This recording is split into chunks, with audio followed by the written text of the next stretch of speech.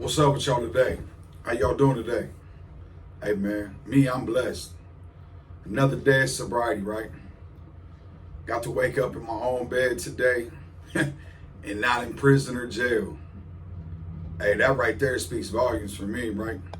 Because there was a long time in my life, that's what it was. I was stuck in addiction, running the streets, doing the most, right? Gang banging, selling drugs, doing drugs. For nothing, to waste over half my life.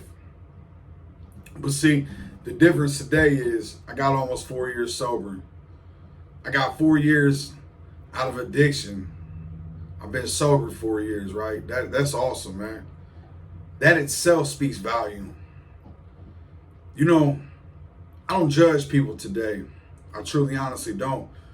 Because I was one of those people that was stuck in misery, man. Misery and pain.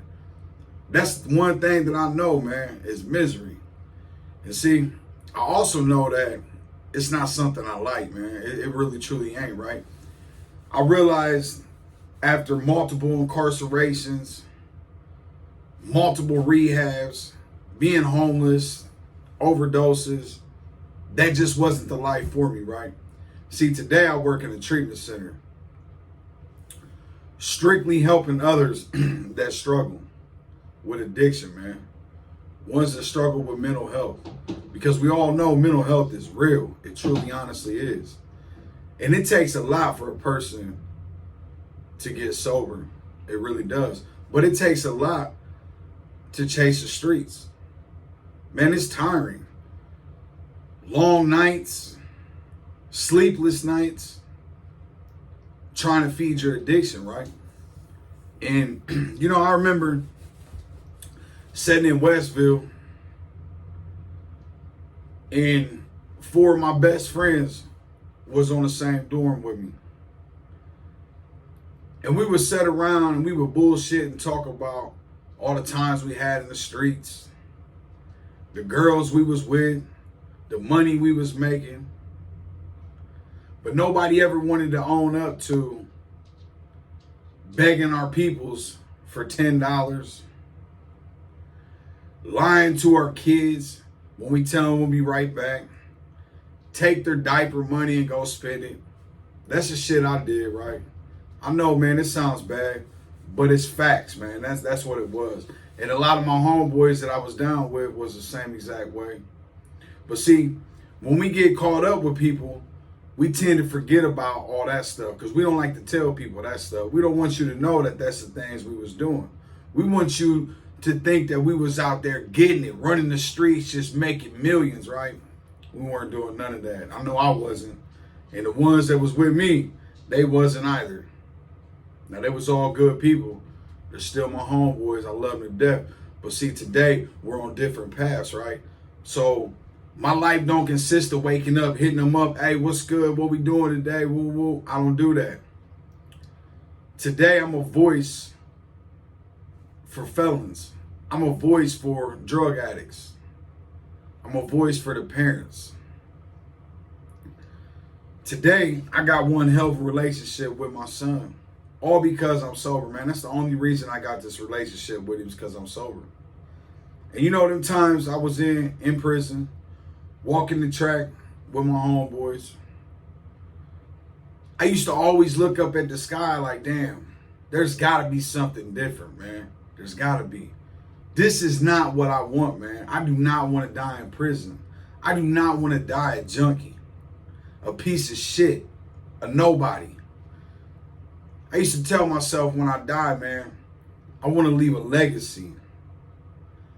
I want people to know me for my recovery, for the things that I do for people, man.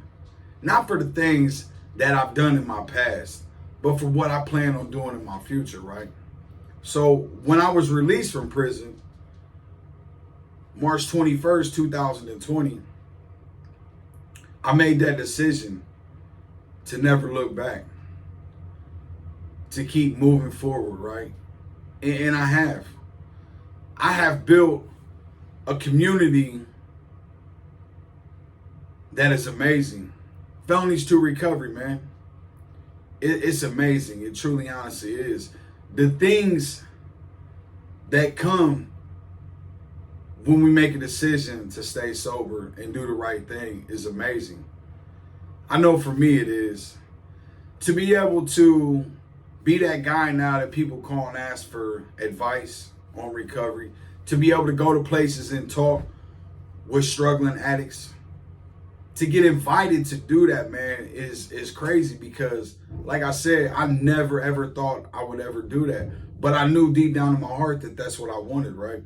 Now, a lot of people say that relapse is part of recovery. It's not, man. It's truly, honestly ain't. You're either working on your recovery or you're working on your relapse. Now, relapse can happen. And just because you relapse doesn't mean you got to give up. It truly, honestly doesn't. That just means you got to pay more attention to your recovery. And you got to fight harder for your recovery. Because, see, we got to learn how to deal with things when it comes our way. When we get negative problems come our way, whether somebody dies, a spouse leaves us, we get fired from a job, we have to know how to embrace that and stay humble and keep moving forward doing the right thing. Now, that ain't always easy. It truly ain't. Because, you know, for a long time, we hid our feelings with drugs. That's how we dealt with things. Whether it was good things or bad things, we got high. So when we get sober, we got to learn how to deal with those being sober. And a lot of times it sucks, man. Like, it will kick you in the ass when you got to feel certain things, right? Because, see, when you get sober and you cry sober, it's a whole different cry. When your heart feels that pain and you're sober, it's a whole different feeling. Because when we was high and we would cry, it just didn't really seem like it meant nothing, right? But when we get sober and we do it, we feel it all from our head to our toes, man. We really do. And I just wanted to get on here and let everybody know I got some good news for you. You don't have to struggle no more today. And if you're somebody that's struggling, man, reach out to Felonies to Recovery. Allow me a chance to talk with you. Allow me a chance to give you my story. Allow me a chance to be a set of ears for you, man. Like I said, I'm not here to judge. I once was one of those guys, man. Today, I'm here to love. And if ain't nobody told you this today, I'm going to tell you. I love you guys, man. I hope everybody has a blessed and sober day.